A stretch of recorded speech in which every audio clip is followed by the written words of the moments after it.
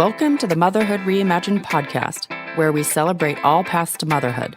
I'm your host, Sarah Kowalski. Whether you're contemplating becoming a single mother, trying to be one, or already raising kids, this is the place for inspirational stories, expert advice, and informative guides celebrating those who didn't follow the rules as they share the heartache and joys of their paths. Be informed, be inspired, because you do not need to feel alone.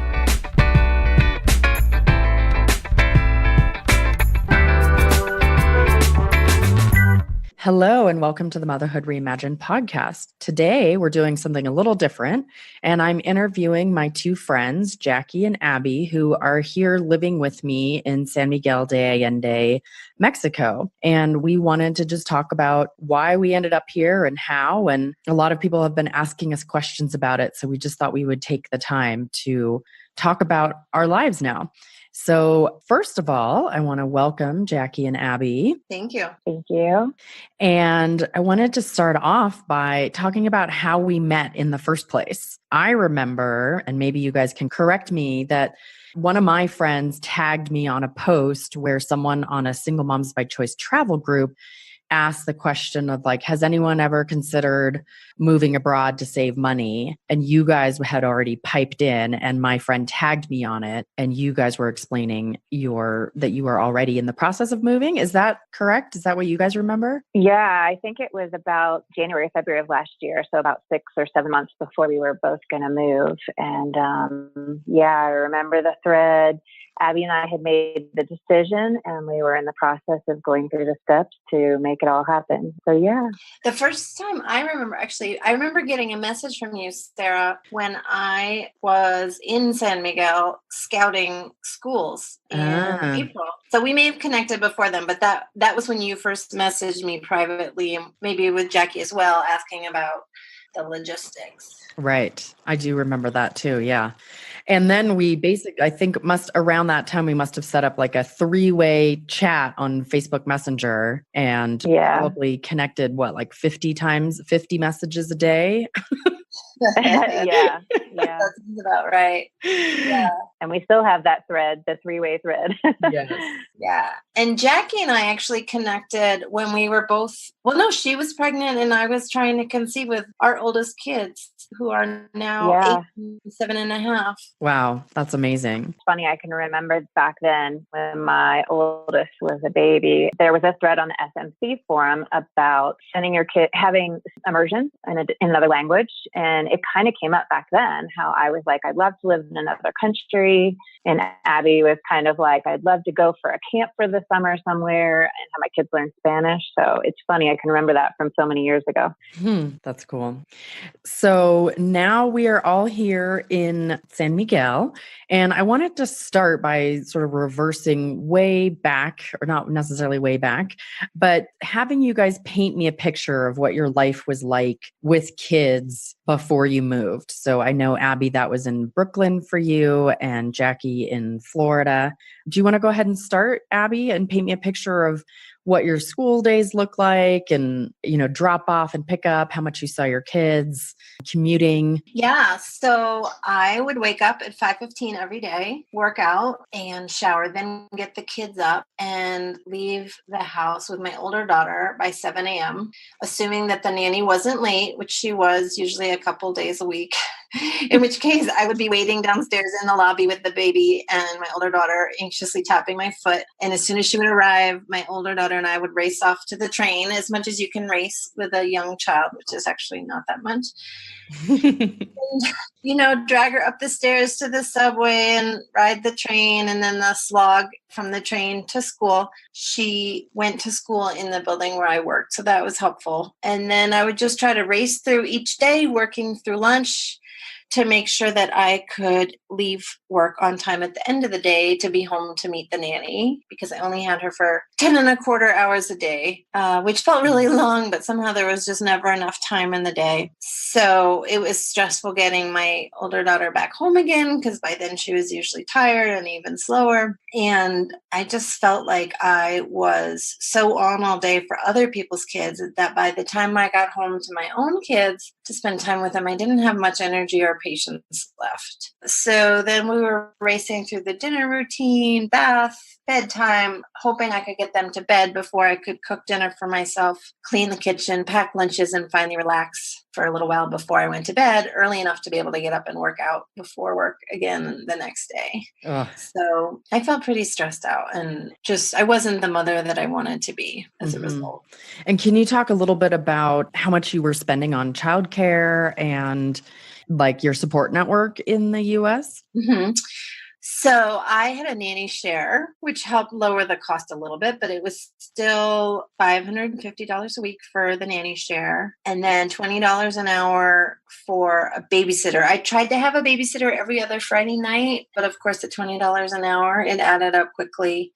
And then I had an after school sitter for my older daughter 1 or 2 days a week. If she had swim class or something else, I was able to share the after school sitter with the same family that I shared the nanny with. So that helped a little bit. So it was $10 instead of $20. But even so, my childcare costs were exceeding the cost of my housing every month, which was pretty stressful. Oh my gosh. And my support system was amazing. The nanny was great. We had been with her for a number of years. The nanny share family I'd been with for 7 years. And, I felt like we were raising our kids together. And I had a very close friend who lived downstairs in the same building. And we rode the train together most mornings. And I could always count on her in an emergency to show up for me at a moment's notice. And, if we had a stomach bug, they would go get Gatorade. They would come on the weekends for breakfast in their pajamas. So the support was not always cheap, but it was great. And I do miss that. And Jackie, can you kind of paint us a similar picture of what your life was like in the US before moving? Yeah, sure. First, I want to back up to when my son was first born. So I had a toddler. My daughter was 2.5 when he was born. And I had a newborn, and I was consulting, working in an office that was far from my house. And my commute every day was like 45 minutes to an hour one way. So, and when my son was first born, he had a heart issue. So instead of sending him to daycare like I was originally going to do, I had to have a nanny just to be able to monitor his heart and different things. So my expenses definitely went up for childcare more than I was expecting. And I was breastfeeding. So I had to get up super early in the morning. I can remember getting up at like 5 every day, breastfeeding, getting myself ready, getting everybody ready, and then my long commute to work. So it was long days, and it was definitely stressful then, like for the first 2 years of his life. But things did get better. I accepted a remote position, working from home full time. And honestly, even though I took a huge pay cut to do that, the flexibility was really worth it. And in the back of my head, I really did think, okay, this is my first step for me to move abroad somewhere. I didn't necessarily know it was going to be Mexico. Back then, I was thinking of Costa Rica and some other stuff that I was researching. But yeah, so I took that job, and it definitely brought stress down because I didn't have the commute that I did. And I could take my daughter to elementary school, 45 in the afternoon, which was great flexibility. So for childcare, I never went out in the U.S. Maybe like one time a year, I would get a babysitter on a Saturday night and go out with my single friend to dinner. But like Abby was saying, at $15, $20 an hour, it wasn't enjoyable to be at dinner because I was like, and that's not fun. So I definitely didn't have a great balance as far as getting me time at all. So that was part of me wanting to move to Mexico as well. Yeah. And I'll just share what my life looked like. So I was living in Oakland. I've been self-employed for quite some time. I was writing a book the first 2-3 years that Aiden was born. So I was kind of scrambling, trying to set up as little childcare as possible, having someone come between his naps and frantically working and then trying to work while he napped. And then when he finally started daycare, he sort of went 8 to 1:30, I think it was. And then he would nap until 3. So I'd work all of that time. And then he'd be awake until 7 or 8. And then once he went to bed, I would work again from 8 till midnight. And that was kind of my regular schedule. And then for me, same, it was too expensive to go out. I think I probably went out like 5 times in the first 4 years that he was born because I was paying $15 to $20 an hour. The one thing I did allow myself to pay for is I've been practicing Qigong for about 15 years, and that is my like ultimate self-care. So I sort of took the debate out of it for myself. And no matter what, if my teacher was teaching, I was there. And that was the one thing I kind of gave myself permission to pay for as something for me. And I was lucky not to be commuting, obviously, but I was definitely dipping into savings to pay for childcare in order to try and get my book done and get my business launched. I definitely had some help from friends. I would say less than I sort of expected when I was pregnant. And then my parents are very old and not really able to help. And my sister lives a couple hours away and wasn't able to help that much either. So really any help that I was getting, I was paying for. And that was kind of frustrating. Oh, yeah. I thought it might be interesting. So Sarah and Jackie, I know that you both pre-kid loved to dance. I thought it'd be interesting to compare. Were you able to go to nurture that love of dancing when you had kids in the United States? I wasn't not at all. Yeah. Sadly. No, I'm not even sure I ever went once. Yeah. And they had a couple, there's like this dance salsa by the lake that was during the day in the afternoons, and lots of families went with their kids. So I went to that a couple of times, but I think going out at night dancing, like when I first started dancing, I was going like out like 5 or 6 nights a week. And by the time before I had Aiden, I was probably only going out like 2 times a week to dance. But yeah, that definitely fell away from my life and felt like, again, yeah, something I couldn't afford to pay for unless it was like a family friendly event, which I was lucky there was some of those, but not too many. So moving forward, I wanted to just flash forward and have you guys describe your lives now here in Mexico in contrast. So Abby, do you want to go first? So my children are both in the same school now. They're in a private Waldorf school in Mexico. They take a van to school every day. It's about a 10-minute walk from our house to the van stop. And then I walk home and I have, I think, 7.5 hours to myself every day. And I am currently taking a class to become a pediatric sleep consultant. I'm a pediatric nurse practitioner by training. So I'm hoping to start a remote business with that once I finish the course. I also take a Spanish class once a week, private tutoring for $10 an hour. And I have been volunteering at CASA, which is an amazing midwifery clinic. I ended up leaving, but I'm hoping that might turn into some pediatric work in the future. Oh, and I'm also working part-time for an online company answering health-related questions for new and expected parents. So I'm working, but not very much. I'm underemployed for the moment, but I am really excited to be starting my own business. The first few months here, it was really nice to have more downtime. And now I feel like I'm a bit more ready to be busy with work, but I also go to an exercise class twice a week. I just started doing yoga a third day a week. I usually have a morning coffee break with moms from my school once a week.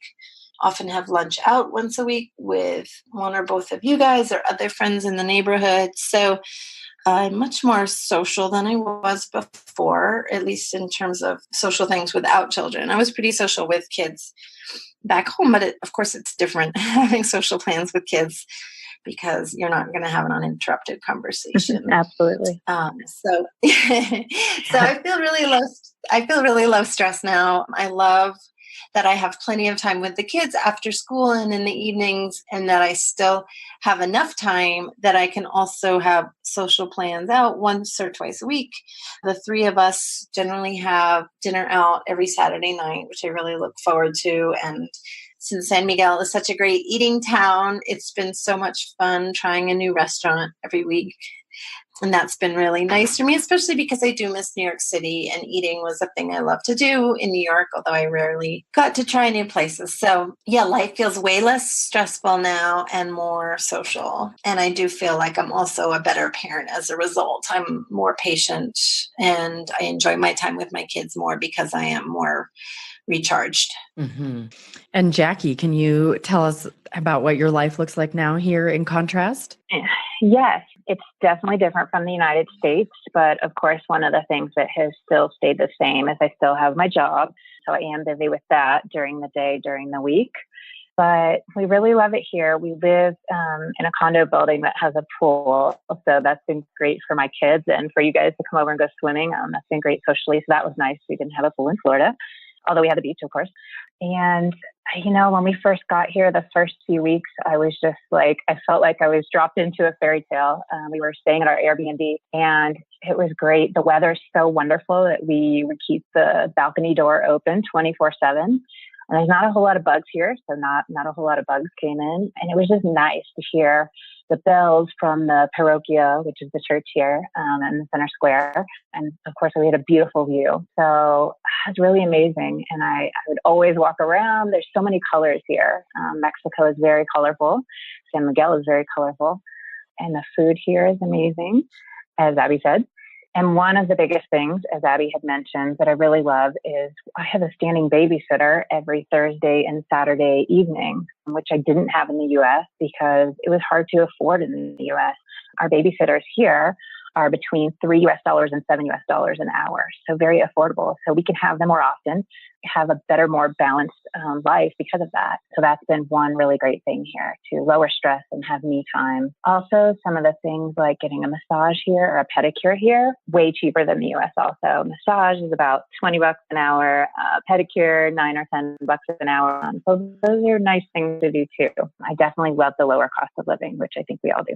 Otherwise, school, my kids go to an international bilingual school here that is in this, within the ring road, basically. So we can walk from where we live, whereas I know Abby's is about 20 minutes drive out of town. But ours, one of the reasons I chose it is definitely so that we could walk to school. So, school drop off and pick up kind of looks the same as in the US, except for I'm either walking or taking an Uber or a cab, but it's kind of early in the morning and then I pick them up at 2:45-ish and I work in between usually. But one other thing, like Abby had mentioned, is I'm more social during the week without kids also because people have time for you here. People have time to go to lunch. They're not rushed.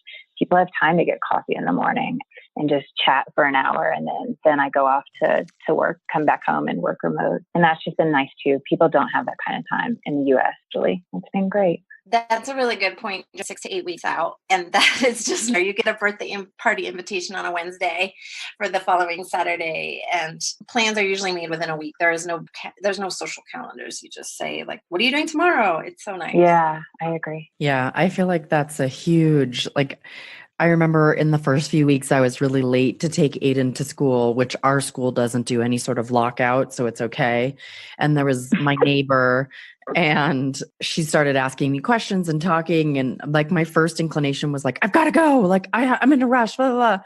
And I just felt myself like something sort of wash over me. And I was like, no, stopping and connecting is what's important here. It does not matter if you're late, just calm down. And, I just sat and chatted with her on the street corner for a while and sort of got Aiden to school when it was time or when we were done. And I just feel like in general, yeah, it's like on the weekends, we hang out with people and their whole families. That's one of the things that really strikes me is that we often go out to this restaurant that you guys come to that's out in the country where it's very safe for the kids to kind of play on their own, or we just sit in a big group and various parents kind of jump up and take a turn playing and supervising the kids. But oftentimes that's with couples and whole groups of families, which I feel like I didn't do that much in the US. It was each parent was overscheduled or had running and fitting in their own thing.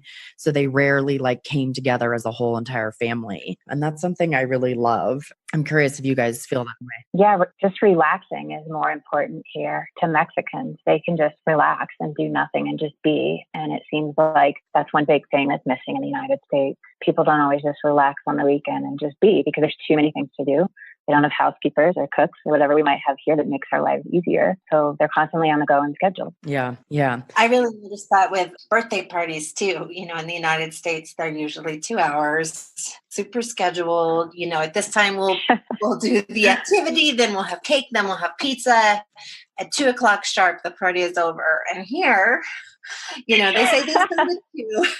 You show up at 2:30. The party actually starts at 3, and it's still going strong at 8:00 when you finally drag your kids home. And the adults are sitting down drinking and grilling food, and the kids are running around playing. There are no scheduled activities. There might be a bounce house or something, but there's no craft. There's no. It's just it's a whole family, whole day affair. Mm-hmm. No ending time for the fiestas here. We set an end time in the U.S., but Mexicans never do. Yeah, and they don't worry about bedtime either. Nope. Some of our Saturday nights out will be at the restaurants late at night and see whole families there. But the Mexican kids are behaving and sitting well, not on screens. And I know my kids would be having a meltdown at that hour. So yeah, as a sleep consultant, I want to say that I do not go along with the Mexican style of bedtime. And my kids still go to bed on time, but I'm a rarity here. Cultural differences. It reminds me of that time, Jackie, when we went out dancing and it started at 11 p.m. and there was that whole entire family that came in with like a 6 and a 10-year-old. And we left at like 1 and the kids were still there, so well behaved. The whole family was dancing. The kids were just watching. It was like a nightclub. It was amazing. Yeah. Yep. I remember. Yeah. So I just wanted to add a few little details about sort of how my life looks here. So my kid is in a school that's probably a 10, 15-minute drive out of town, and I drive him myself, which cuts into my time pretty radically, but it feels worth it to me. And then I often will have a babysitter in the afternoons so I can get a couple more hours of work done. And then I still kind of have that after my son goes to bed working, I just have more things I want to do. And luckily I love what I do, so it's not too hard for me to stay up late and work on stuff. But I have really gotten a very clear routine here where like I go to the farmer's market on Saturday and I get my vegetables and my food and my meat and milk. And then I have a cook that shows up on Mondays, and she basically spends 4 hours and cooks like more food than I can eat in a week. I usually like end up freezing half of it. Then we have sort of our routines of what night we go out, what days we have babysitters, all that kind of stuff. We often will like meet up with friends in the afternoon to go to the pool. And then I'll come home and work again afterwards. And then I also have a cleaning lady, which I think you guys do too. So I feel like I have actually a very short school day, because when we left the US, my son was in school 9 to 5. I could leave him. And now it's like by the time I get home from driving, I have like 10 to 1:30. I just feel like I've taken all these huge things off my list, like cooking and cleaning the house. So it still feels like there's more time, which is awesome. And then, as I mentioned, like on weekends, I feel like I'm doing activities with whole families, or, we meet at the park sometimes, all of us, and then wander into town for lunch and meet back up at your pool, Jackie, or I go to another friend's house for a pool, and there's big groups of families and kids, and just generally a really family oriented life here, and lots of fun. Now I'm starting with a Spanish tutor who comes to my house. I'm starting to go out dancing again, and I'm going to actually start doing private lessons just to have an hour straight of dancing.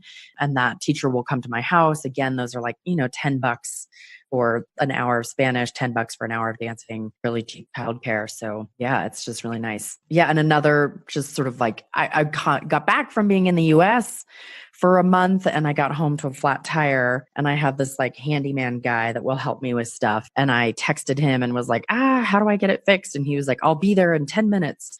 And he came and he picked up my car for me, drove it, got the flat tire fixed, and brought it back to me. And I think between the tire getting fixed and his time, I spent like $10. So just That's stuff so like awesome. that, where it's like so simple. I was like, how am I going to deal with this? I have this kid who's jet lagged, and we have no food in the house, and I can't even drive. And I was just like, this is why I live here. Yeah. And talking about these expenses that are so much less here in Mexico, I feel like we should say healthcare is so so much less expensive here too. I remember we had to go for an ER visit because my daughter thought she broke her elbow again in the same spot that she had in the US the year before from the monkey bars.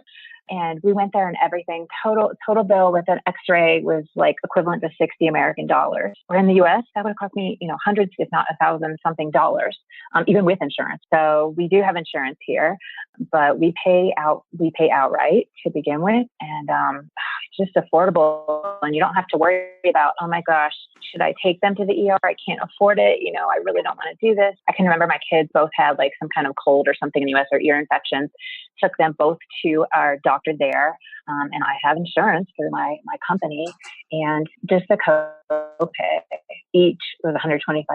So there I am, $250 in just to see the doctor. Mm-hmm. Then they do tests, and then we get the medicine after. So at the end of the day, like $500 or $600, right? Just for a cold or ear infection. Whereas here, the first time they both had an ear infection at the same time, actually, we went to the doctor. We went to a little more expensive doctor here, and she was like $20 total. And then medicine was maybe $10. So it was like $30 total. I got that all taken care of. Now there is a walk-in doctor here where you can pay like $1.50 to see the doctor. So that's even cheaper. But wow. Anyways, I just want to mention that. Yeah. We had an ER visit, $20. It was amazing. Yeah. Yeah. So it's things that you don't have to worry about here really brings your stress level down. And you don't have to worry about if somebody gets sick, how much is this going to cost me? Because it's affordable here, which is lovely. Yeah. And good quality for the most part. I think it takes a little while to find, like as in any place, find the doctor that feels like the right fit. But for the most part, I feel like the quality is really good and not what we would sort of imagine as like, oh my God, healthcare in Mexico. I don't know what your guys' thoughts on that are. Right. And I would agree. And one of the doctors, or a couple of the doctors that we've seen are bilingual. So that's great too. Don't have to sit and explain it in Spanish. I know one was actually educated and did her medical schooling in the U.S., even though she was from Mexico. So yeah, so far we've had pretty good quality healthcare. I don't know if Abby agrees totally. I've struggled a little bit with the healthcare. Everyone is lovely, but I do think Mexico is a few years behind America in terms of the protocols for handling certain conditions. As I mentioned, I'm a pediatric nurse practitioner, so I'm perhaps a little too well educated. And then my daughter had a health issue actually while we were in the States for Thanksgiving, and the doctors in Mexico have not been following the protocol that the doctors in the United States have used. And I also felt like they handled a health issue that I had with medicines that were 20 years old. So I've not been 100% comfortable with the healthcare here, but I think for the most common things that you're going to encounter, I think it's mostly fine. They're definitely antibiotic happy here.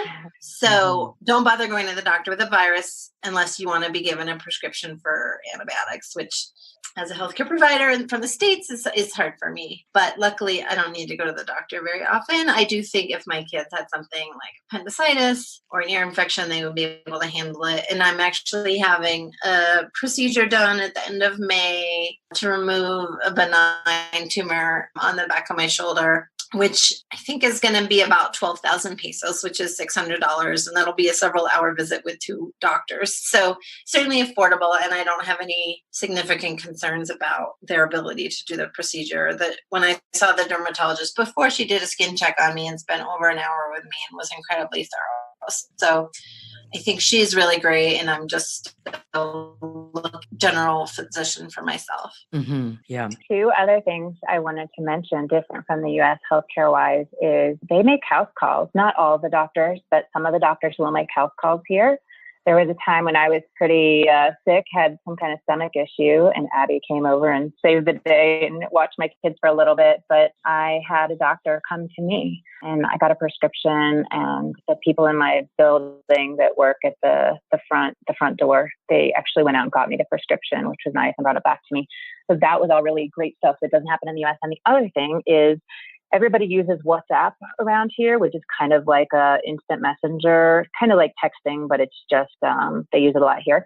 And the doctor will give you their number, and you can directly message the doctor and they will respond. Depending on the doctor, but I've had doctors, that's how I make an appointment sometimes, is I message the doctor or I'll ask them a question and they respond. So that's really nice too. You'd never have your doctor's home phone number to their cell phone, in the U.S. So, yeah, right? True. definitely true. And just to compare costs, I'm paying $1,800 a year for insurance for the three of us, which covers everywhere in the world except the United States. So I do need travel insurance or some kind of policy for when we go back home to visit. But I know some people pay hundreds or even thousands of dollars for health insurance every month. So it's $1,800 for the year. Yeah, that's amazing. Totally amazing. So I want to switch gears a little and talk about sort of when the very first time you entertained the thought of moving abroad. I know, Jackie, you sort of mentioned it. You said even when you were, I can't remember if you said it was when you were trying to conceive or just when your kids were really young. Maybe you could kind of talk about how the thought sort of first started trickling into your mind and how that sort of started to evolve. If you want to go first, Jackie. Okay. Yeah, it's funny. I can even remember, maybe in like junior high or high school when you talk with your friends about, oh, when I have kids, blah, blah, blah. I can remember saying back then, oh, I want my kids to be bilingual. And I don't even really know where that came from. It's not like my family traveled a lot and we definitely didn't go out of the country or anything. I never went out of the country until I was 18. But I think I always had this adventurous spirit a little bit and knew that I wanted my kids to learn another language at a young age. And then as I got older and Ava was born, I really liked the idea of immersion. And so I can remember from even when my oldest was a baby wanting to move to Mexico. And at the time I kind of decided and researched a lot on Merida, Mexico, which is in the Yucatan. And I was an independent consultant back then, and I was talking to a company, and they were about to possibly get a remote contract, a 1-year remote contract, and they wanted to hire me for that if they got that client. Now, it turned out in the end, they didn't get that client, but it took a while, and I was kind of planning, okay, if I get this client for a year, we're going to move to Merida. So I had even thought about it back then, which is now, I guess like 7, 8 years ago. And then after that, I always had office jobs. So it wasn't going to happen until, like I mentioned before, about 2.5, 3 years ago, I got this remote work job. And so that's when in my head, I was like, okay, this is the first step to me moving abroad. And I had researched countries, not companies. And I knew I wanted to move to Latin America, somewhere, a Spanish-speaking country. I needed to stay around the same time zone as the U.S. because I do have clients in the U.S. That I have to work for during U.S. hours. But I was really big on Costa Rica at the beginning. I was researching Costa Rica for a good year. And then it kind of came out that there were already a lot of expats there. It was already expensive. Some stuff was even more expensive than the U.S. And in my head, I was like, well, I want to make this a money-saving thing too. So I'm not sure I want to go to Costa Rica. So then Panama, I was on that for a little bit. And then eventually I just kind of came back to Mexico as being the closest to the U.S., the easiest to get to travel-wise. And I'd spent the most time in Mexico. I hadn't been to those other countries yet, but I'd been to Mexico a lot. So I really felt the most comfortable here. I knew I loved the culture. I knew I loved the food. So I kind of researched cities in Mexico after that, once I narrowed it to the country. And we already lived at the beach in Florida. So I was like, okay, well, I don't have to live at the beach. I can live in somewhere, I want to live somewhere with great weather, an expat community, a place that was safe, of course. And, when I came across San Miguel de Allende, it just kind of checked all those boxes. It had everything. It had the several kids schools for kids, international school, a lot of schools. So Abby and I decided we were talking our messages that we had back then. And we kind of decided to do a scouting trip to San Miguel the summer before we actually did move here. And we came and we met here and we were here for about 10 days and we really liked it. And then, let's see, I couldn't move that year right after the summer because I had my house on the market. And if it was going to sell, then I would have moved, but it never ended up selling. So I took it off the market, we started school in the U.S. That year. And then come about maybe January, I knew I needed to make a decision if we were going to move that next summer. And a couple of things happened that I feel like really caused me to make the decision like, hey, okay, we're going to do this now. If I don't do it now, I'm never going to do it. And one of those things is one of my friends, her age, passed away suddenly. And that was really kind of a wake-up call. Like, you don't have forever. You don't know how much longer you have. Do this. If this is something that you want, do it. And then a former coworker, it was a similar thing. His wife, young, in her 50s, ended up getting cancer and passed away shortly after that. It was like January, all in January that year, summer and January. And that's part of really what made me make the decision, like, okay, I'm going to do this. I'm going to take the steps to make it happen. I just need to figure out what I need to do, and we're going to go. We're going to go that summer. And then we did. We moved that summer. And Abby, you and Sarah came too a couple months later last summer. So that's my story. Awesome. Thank you for sharing that. And Abby, can you cover kind of the same? What was kind of the first inkling of the thought and how that developed into you actually moving and deciding on San Miguel? So it's funny because I actually don't remember Jackie and I talking about it when our kids were super young. I just know that she was on a conversation with a third SMC mom talking about international travel, and she invited me into the conversation. And at that point, I was really happy with my job at the school, but I had summers off. And so I thought, great, yeah, let's talk about immersion travel. I have the whole summer. We could do something great, and then I'll just keep my job, which I wanted to keep in part because my kids could go there, and it's a very desirable, highly they would have the opportunity to go there by me working there. And then I remember it slightly differently than Jackie in that I remember we were talking about, let's do a trip somewhere. And we were looking at different language schools. I think one in Costa Rica, one in Panama for a summer trip. And then the language program for kids that looked the best was San Miguel. And so I don't remember thinking at that point that I was going to move there, but who knows? It's hard to remember now. But we ended up coming to San Miguel, but not doing the language school, which is sort of funny. So maybe by the time we got here, I was already thinking about it. Yeah, because remember, you guys lost your job for like a week. They can have a job and then you got it back or whatever. But then you're like, maybe we will move here. My job lost its funding so many times, which is definitely, and then we'd get it back and we get our jobs back. So that was definitely a part of my decision, was I was just over it. But I think when we first started talking about it, I wasn't really thinking about moving. But then when I lost my job, actually, my boss had told me, I thought I was going to listen. And then that was suddenly a switch flipped in my head. And I just thought, I'm done.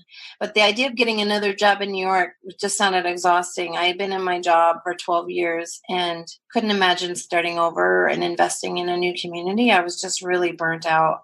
So I started thinking more seriously about Mexico. I remember going for a pedicure in New York, actually, and speaking Spanish with the person who was doing my pedicure. And it just made me so happy. And in that moment, I just knew I was going to move to Mexico. And initially, I was hoping to just do it for a year and and ask for a sabbatical for my job. And my immediate boss, my clinical supervisor, was supportive of that. But unfortunately, HR said I couldn't do it. And so when she said no, I knew that my choice was clear. I was going to pull the plug and quit and just, take the leap and hope that the net would appear. And it did. Yay. So the choice to move to San Miguel it doesn't sound like it was as, like, you sort of followed on Jackie's kind of momentum a little, would you say? Or did you? Yeah. Yeah, I'm the researcher. Yeah, Jackie is more of a researcher than me. I felt like I would have been so overwhelmed if I started from ground zero of like research everywhere in the world and pick one. So I already had it done. So yeah, Jackie had already done it. And I thought, okay, well, why not there? It had the things that I wanted. I would not have considered moving to Merida because it's very hot and humid. So the beautiful weather here, some retirees, that there was 2 high quality hospitals here. And then when we did a scouting trip in April, I did just with my kids, which was incidentally the first time I traveled truly alone with my children. And it was really scary, but ended up being great. I mean, scary when I was planning it. Once we got here, it was wonderful. So I came here because the Waldorf school I was interested in, and I was interested in it because my nephew had started at a Waldorf school and was really thriving there. The Waldorf school requires a 3-day visit. So we came for 2 weeks, and the kids spent 3 days at the Waldorf school. And I just absolutely fell in love with it. And the kids seemed really happy as well. I'd been at the school in Brooklyn for so long because it seemed like such a dreamy place. And then it didn't end up being a great fit for my daughter. And so that was a big impetus for me to move as well. Mm-hmm. Yeah, so we came here for spring break so that my kids could do a 3-day visit at the Waldorf school. And we just fell in love with it. And the really large urban school in Brooklyn that she'd been going to hadn't been such a great fit. So that was a huge piece of it for me as well, seeing that she could thrive here. So it just seemed like, well, why not San Miguel as opposed to somewhere else? It has everything we need, and I have to pick something. Mm-hmm. Nice. So I remember that I think for me, the first time I had always wanted to live abroad. And I remember when I decided to get pregnant, it was like one of the things. I had lived abroad in my life, but I had always wanted to live somewhere. I had gone to Australia and England in the past and lived for a year, almost a year in each place, and had still wanted to like move to India or Bali or something like that. And when I got pregnant, I was like, okay, well, I guess that's going to be put on hold for a really long time. And then I remember right when I was about to start paying for preschool, and it was sort of at that crossroads, I remember thinking to myself, like, this is ridiculous. Like, preschool is almost $20,000 a year. What am I doing here? But my book was coming out that year, and I was so deep into the publishing process and writing that it just felt absolutely impossible to move. And so it wasn't until the next year, I actually signed the contract for preschool to come back the next year. I think that was in early February or maybe late January. But I was like, what am I doing? And I think it first came up, I was like, you know what? It's the height of the housing market in the Bay Area. Maybe I should think about whether I would sell my house and move somewhere cheaper. And I started kind of going through like what cities I might move to in the US, and essentially realized that none of them were really significantly cheap enough to me, like to warrant uprooting my entire life. But Mexico felt like it would be, like, it's so much radically cheaper that it made a difference to, like, it felt worth the uprooting of my life. And my son, I had come to Mexico to do IVF or egg donor IVF. So I just love Mexico. I'd been to Mexico several times. I just love Latin culture. I'd traveled a ton to Cuba and other, South America and Mexico. So it was always a place that I had always just liked the people and liked the culture, and had also always had that desire. In the US, I was always looking for a bilingual school, and I hadn't found one that I liked. And that was like a really big sadness for me, because I really wanted him in a bilingual school, but the school that I loved, which was Reggio Emilia based, was not bilingual. So that was always like, I love the school, but this one big but. And then I think I was talking with one of my close friends who's in SMC in the Bay Area, and she was like, I'm moving to Costa Rica. And I was like, what? Like, and I don't think of her as like a super adventurous kind of take risks kind of person. So it kind of just really like stopped me in my tracks. And I was like, you know what, I really have to think about this. So she and I started talking about it. And then she was the person who tagged me on the conversation on the single moms travel group that you guys were on. And I was like, just started doing math and was like, what am I doing here? Like, this makes no sense. And when I realized how much I could rent my house for, that was a really big piece of the puzzle of like realizing that it almost felt to me like it came to a place of, I can't not do this because it is the smartest financial move on the planet. And I had coincidentally heard of I agree. Yeah. I had heard of San Miguel. Ironically, I had stayed with my friend in Tulum when I was doing the donor egg IVF in Mexico, in Cancun. And she had this guest chef program, and the guest chef was one of the big shot chefs here in San Miguel. And so we were at the resort at the same time for an entire week.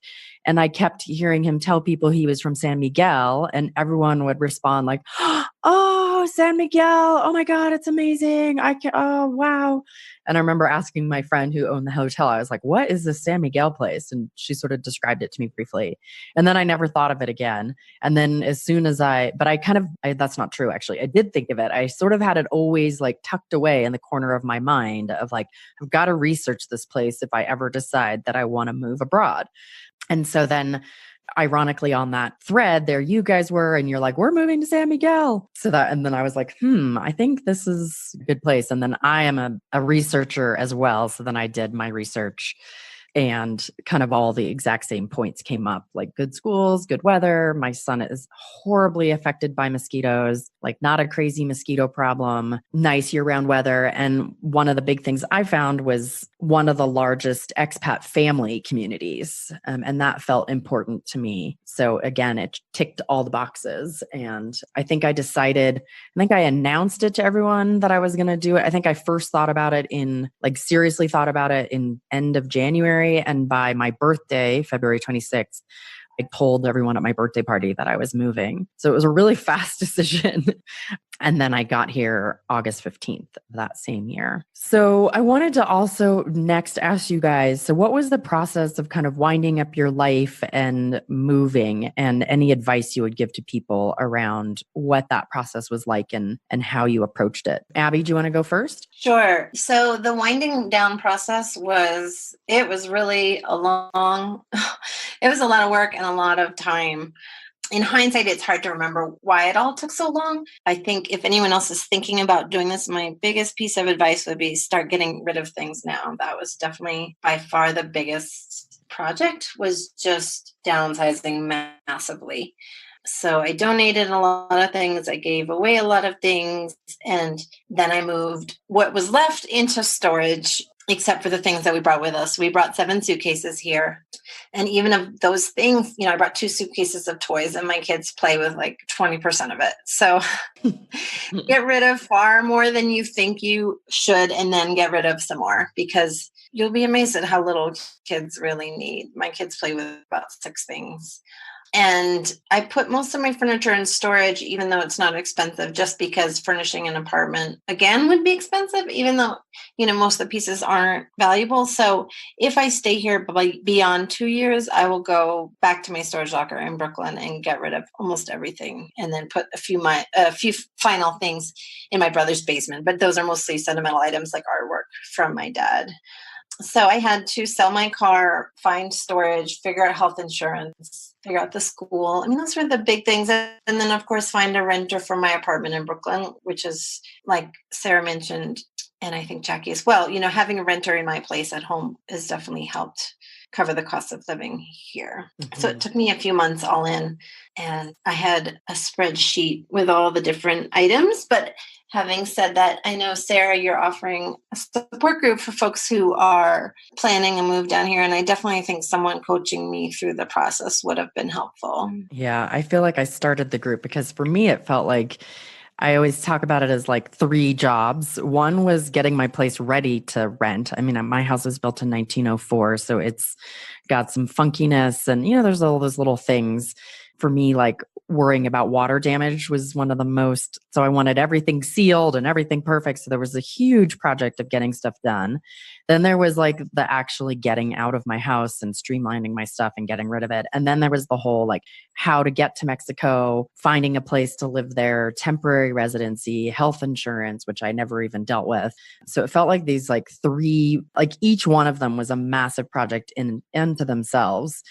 And I feel like for me, one of the hardest times, or one of the most stressful, like biggest projects I had pulled off in my life, even after having spent, I feel like it's amazing how much we forget, because I'm sure that getting pregnant and realizing I was infertile was more intense, but going through this felt like it was of the same magnitude. It was pretty intense for me, I thought. How about you, Jackie? Totally. I knew I was going to move at the end of June. And so come February, I knew I really had to be on it almost every weekend trying to purge things. It's amazing how much we collect with having babies, the whole industry with you need this, this, this, and this, but half the things you really don't need, but you buy them because it's your first baby. And I had so many things, stored out in the garage that I hadn't consigned or whatever yet. Definitely the purging. Great advice from Abby to start the purging now, whether it's giving it away, selling it. There's Facebook groups to sell online. We had big consignment sales, children's consignment sales. I got rid of a ton of stuff that way. And I ended up giving a lot of it away in the end. And then I do also have a storage unit for the rest of it.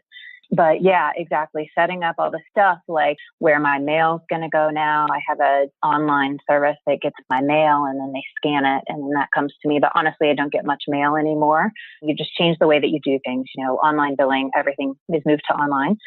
Getting the insurance set up here, getting the insurance stopped in the US. That was a really good point. Switch everything to paperless. And yes, I good throw away point. every piece of paper except for like birth certificates, basically. Oh yeah, and Abby and I remember both signed up for this service that if you pay them like $1 or something, they go. Remember that, Abby? They go and they send something to all these junk mail places that are supposed to stop your mail from coming to you. So I don't know if it totally works. I mean, I think it did. I don't get much mail anymore, but that was a great idea too. I think you came up with that. Yeah, and we both got that scanner app on our phone. So we just scanned everything and then and threw everything away. Do you remember that? Yes, I still use the scanner app on my phone. It's a free app, or maybe it was only like $1 or something, but I scanned all our important documents and bills, just anything that I would need that I didn't have room to keep as a hard copy. I have it digitally with easy access from the phone. But yeah, just tying up everything in the US, it was very stressful. It was a lot of work. It was not fun. And I agree with you, Sarah, that I remember saying to both of you, this is way harder than when I was trying to get pregnant as an SMC, because that was an easy decision, first of all. This was a harder decision, and just to figure out the logistics of how it was all going to work, very hard. I remember one thing that weighed on me a lot was whether I was going to sell my house or rent it. And I hadn't bought it as a rental. It was a beautiful, nice new house right by the beach. And I was emotionally attached to it. So in the end, what worked for me is figuring out that it's not the right time for me to sell this, but I can get past renting it. I had to get over the fact that, renters might destroy my wood floor, or I don't know, just all those little things that might happen. And at the end of the day, I had great renters this year and it all worked out. And like both of you, it was a great income. It paid my mortgage and then some. So it helps me here too. So that's my story. Yeah. And I just remember also like people around me while I was going through it sort of being like, what if you're not making the right choice? And I just kept saying to them, like, I'll move back, or like, I can afford to rent something from the rent of my house. Like if I absolutely hate it, I can come back, or I can move cities, or, that kind of thing. Cause I think it's easy to get caught up in the kind of the naysayers around you, especially when it's so hard to get out. Yeah, exactly. And how about thinking positive to them? Like, what if it does go right? What if it is amazing, instead of listening to all the naysayers and about the dangers of Mexico or whatever. And you definitely can't listen to people who aren't on the ground living there, who have never even been to Mexico. What do they know? That's why we joined these great Facebook groups for Mexico and for the city, Mexico expats, and for the city that we're in here. And those are the people that are here on the ground. So, listen to them. Don't listen to the naysayers. Yeah.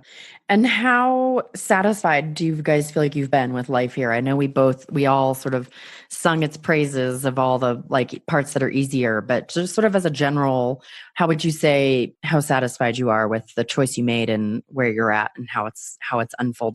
I'm overall very satisfied. I just love the different pace of life here. I don't feel like I've figured it all out yet. I think I'll be even more satisfied if I can get a successful business off the ground. There are certainly things that are challenging about it, but as we continue to hear more and more stories of school shootings back in the States, I honestly have no regrets about my decision.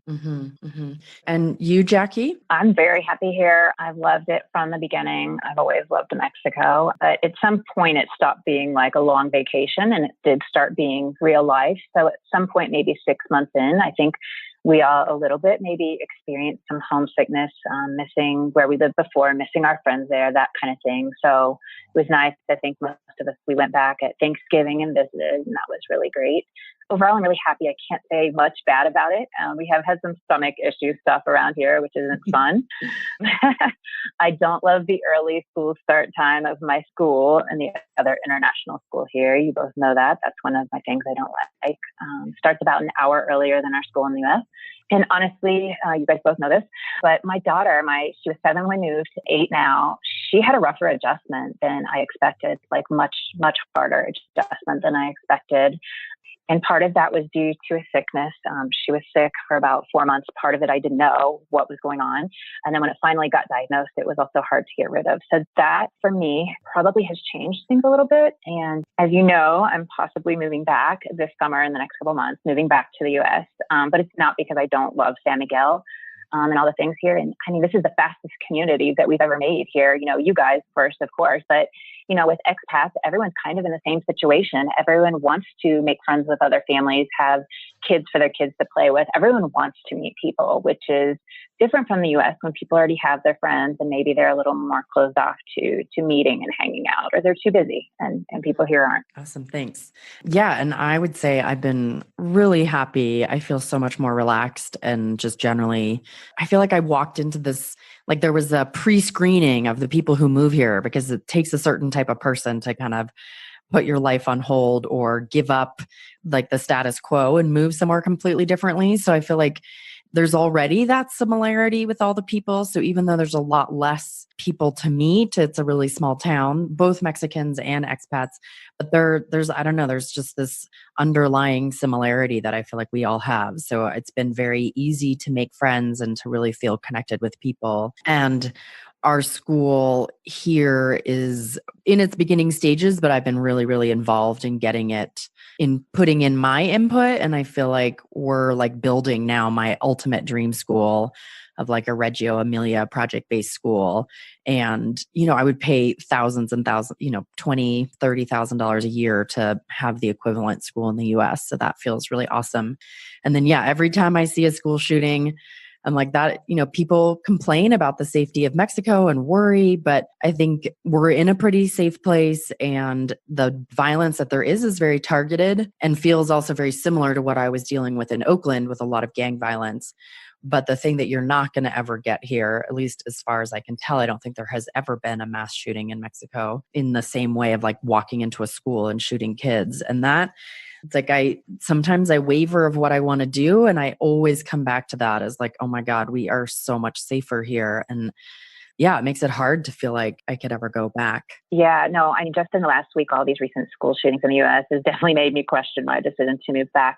So, I mean, you know, if you talk about your heart versus your head, like, you know, the logical thing to do, and in my head, like, it's not smart to move back. Why would I ever do that? It's not a good financial decision, blah, blah, blah, all of that. But in my heart, I miss our beach life there. I miss our friends there. My kids miss their friends there. My oldest daughter asks constantly about going back. So I had to do what was in my heart, what I felt more than what is the thing that would make sense to do most so. Yeah. Yeah. And I just want to say, like, I don't think your decision to move back is in any way a failure or means that your decision to come here was wrong. Like, you had a great experience. Yeah, I mean, exactly. I've wanted to do this for a long time, almost a decade now. It's been in my head that I want to do this. So I feel like I accomplished what I went to do. You know, I did it. We all did it. You know, we made it happen and we moved here, and I've had this great experience, and so have my children. That's invaluable, and I'm really thankful for that. And I'm okay with having that experience for a year. I don't have to have it for 2 or 3 years. It's been great, and I'm glad I did it. And now I feel like because I've done it, I won't have this nagging thing, you know, that I'm not just, you know, okay with being in Florida, living our life there. Like, I've done this, so I feel like that's what allows me to go back and then be content with my life there. Nice. Abby, do you have any thoughts right now of how long you think you're going to stay here in Mexico? Good question. My apartment is rented out in Brooklyn for 2 years. So we have a bit more than a year to go on that. And, you know, I'm really kind of giving myself permission to not make a decision right now. I think a lot will depend on how my work is going. I would have to be making a lot more money to be able to go back to Brooklyn and not work a full-time job again. Mm-hmm. So I'm inclined to stay here in Mexico unless my business just takes off and I can afford to go back to Brooklyn and not work the crazy hours I was working before.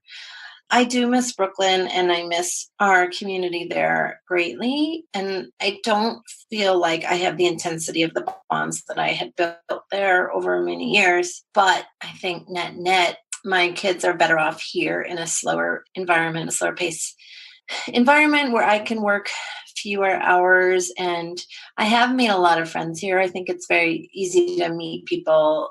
It just takes time, and perhaps, the bonds that I have with friends back home that were made, when my kids were born or even earlier, it's not necessarily possible to duplicate that, and that's okay. And it'll always be special, and we'll always go back and visit. But I think for right now, for my family, it seems like being here is the best, is the best possible choice. Yeah, I feel like it's very bizarre. I made my own internal commitment to stay for 2 years. Having lived abroad in the past, I felt like it took me a year to really feel even remotely settled. So I kind of had that experience from the past and knew that I wouldn't feel like I had given it like a full try unless I tried at least 2 years. And I feel like one of the weirdest things for me is not knowing if I'm going to go back or not. I feel like I think I may stay here indefinitely, but I don't really know. And it's definitely, I don't know. It's different than anything I've ever done before, where I just really don't know what's next. But my suspicions are that we'll be here long term, because I feel like you, Abby, unless my business, like I have to make so much money to save for college and retirement and provide the life that feels comfortable for my kids, that it feels really difficult to be able to provide that in the US. And as I said, the danger of the school shooting piece of it also always comes up for me when I'm thinking about going back. So one last question or I guess 2 more questions. So one, I know we've sung Mexico's praises and living abroad, but I want to make sure we cover sort of the warts and the hard parts as well. So what do you guys think are the hardest parts of living in Mexico? Jackie, why don't you go first? So you can talk about the stomach stuff. Well, I don't want to go into too much detail on the stomach stuff. But, it's definitely harder here. There's no USDA of Mexico here. So there's different food quality standards here. And because of that, and just because of the bacteria and different things that Americans or United Statesians aren't used to, you can get really sick. And like I said, I thought maybe we would get sick and have something for a couple of days or whatever. But my daughter actually got really sick at the beginning. Just to share with you, she had a parasite and I didn't know. And it was awful. And when it finally got diagnosed, I was like, oh my gosh. And I felt horrible for not knowing for 2 months that that's what it was. And then we went through the first medicine and it didn't work and she didn't taste good and she refused to take it. And it was just really hard. Eventually she got rid of it, but that's definitely been one of the really hard things for our family here. But I think possibly most families go through that. And then I've heard, after your first year, then your stomach gets more used to all the bugs around here and there's not so many issues. But that's been one hard thing. I'm trying to think of the other things. I know Abby she's used to New York City, but in the US, I always had a car and drove everywhere. So that's definitely been a change for me, but I don't really think that's necessarily been a bad thing. I got back down to my pre-pregnancy weight here just in the first few months because I was walking everywhere, just because I had to logistically. I had to walk more and it's enjoyable. It's enjoyable to be outside more than I was in the US. Maybe paying your bills. I know we had mentioned a lot of the bills you can't pay online here. You have to actually go to the place. It's like 1950s US. You have to actually go to the place to pay the bill. But that's such a negative for me. I mean, again, it gets me out. I kind of don't mind it so much.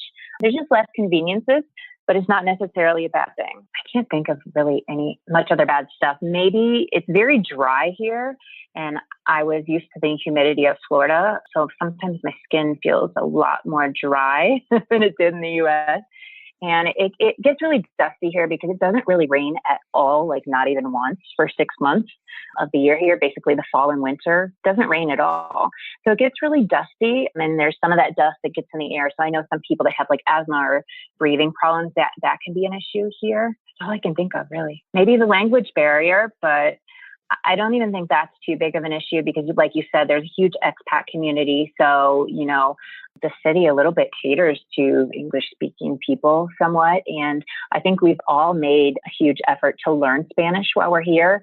I know since I knew I was going to move, I did Duolingo a lot before I came and really practiced on it before I came. I did a school here at the beginning when I first got here. And now I have a tutor that comes twice a week. So we get by with the Spanish. So it's not a huge deal. Awesome. And Abby, anything you would add? Well, it's interesting, again, with my medical background, although I'm definitely aware of the dusty, dry air. New York was so bad for asthma, and I don't know a single child here who has asthma. So I think the air quality is definitely an issue for some folks, but it seems like it's more targeted to the older folks. I think for retirees, especially folks with COPD or heart issues, that the altitude plus the air quality could be an issue.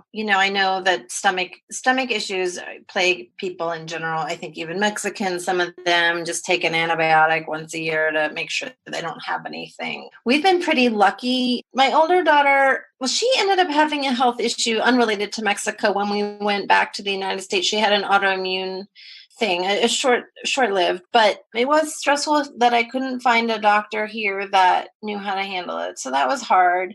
And she did have some stomach issues, and I'm not sure if it's from that autoimmune issue or from a parasite. I ended up treating her with diatomaceous earth, which is like a sort of a natural remedy, and that did seem to help.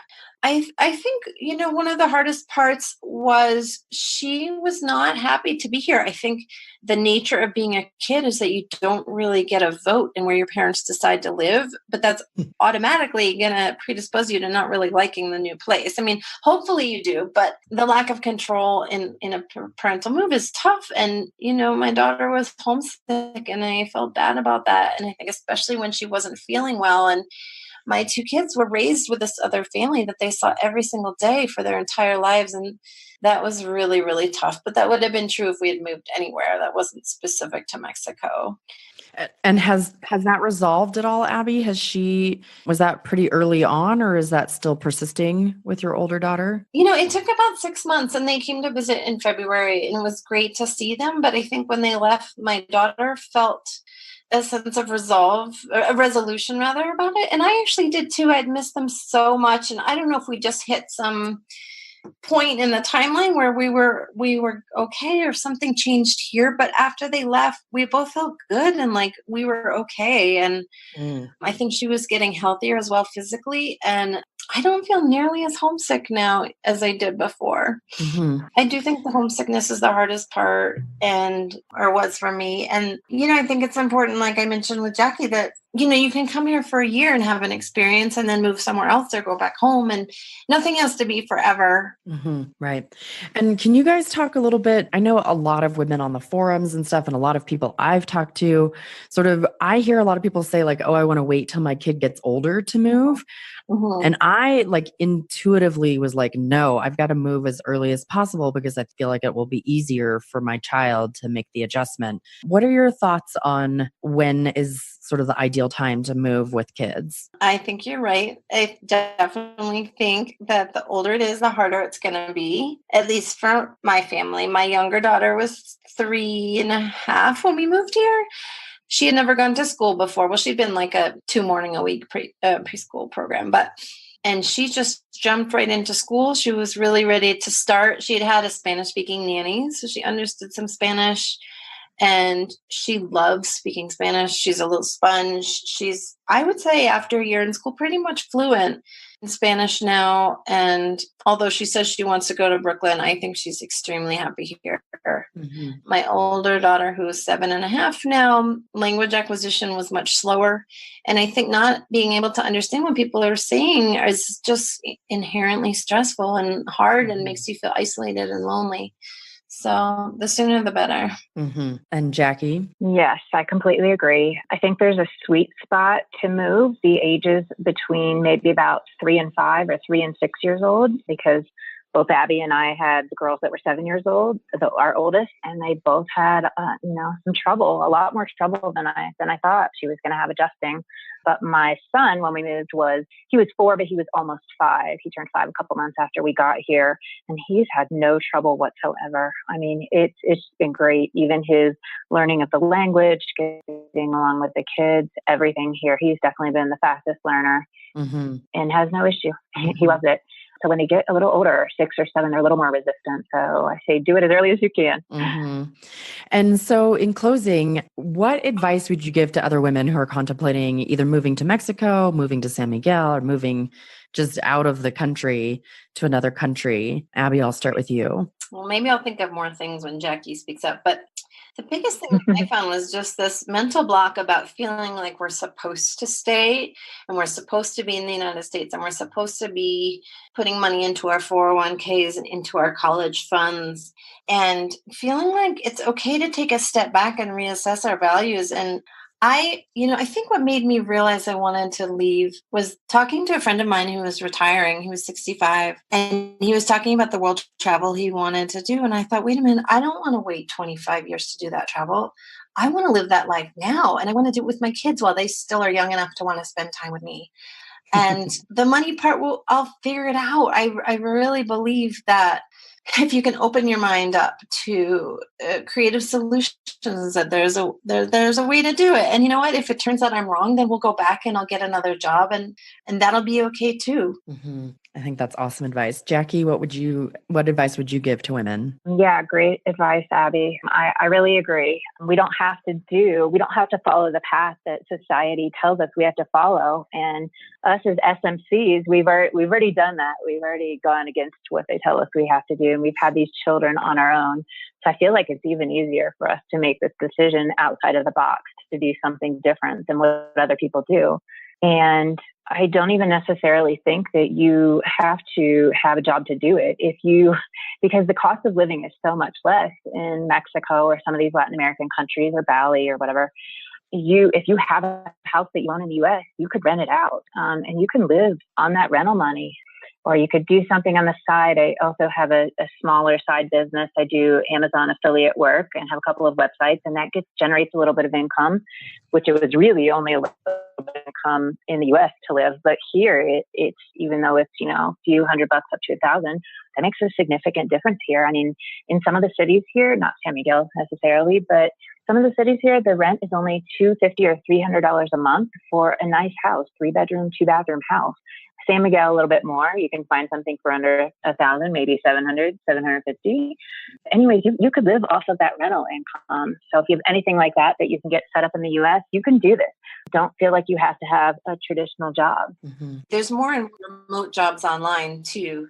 So if you have a skill, don't assume that you can't find a way to work online remote. Right. Yeah, there are several companies that you can teach English. If you're a native English speaker, you can teach English to children online on the other side of the world. And we have friends here that do that. And you can make, several hundred, $2,000 to $2,000 a month doing that. And that's enough to live here, even if it's not enough to live in the US. So there's a lot of people that we know that do that kind of thing. Mm-hmm. Some require a 4-year degree, not necessarily in English or anything, and some don't. So you can look into different things like that to do remotely. Mm-hmm. And then just the one other thing that Abby mentioned as advice is if you think you're going to do this, start purging now, because it's unbelievable. You don't even know how much stuff you've collected in your house, out in the closet, in the garage, everywhere. There's so much stuff that we accumulate there. And so start getting rid of it. It'll feel good too. Yeah. Yeah. So I want to thank you both so much for joining me. It's been so much fun. I have heard most of your stories before, but it's just really fun to go through this and dive into the detail and share it with other women who are thinking of doing something outside of the box. So thank you so much. Thank you, Sarah. Thank you, Sarah. Thanks everyone for joining me today. I hope you enjoyed that conversation with the three of us as much as I did. And you may remember Abby mentioned that I am doing some coaching for women who are thinking about making a move to Mexico or anywhere in the world. So if you'd like to join either a support group or get some private coaching with me, just have a support system, there's a lot to do to move abroad. There's a lot to think about when you're trying to make the move. So hop on over to my website and you can find links for information about that. Or as with any of my services, if you're considering and you're on the fence, please reach out to me and I'd be more than happy to set up a private session to talk about it and what's possible and make sure it feels like a good fit. So thanks for joining me. As always, please leave a review, share with friends, post to Facebook. I really appreciate your help in getting the word out. Take care. Bye.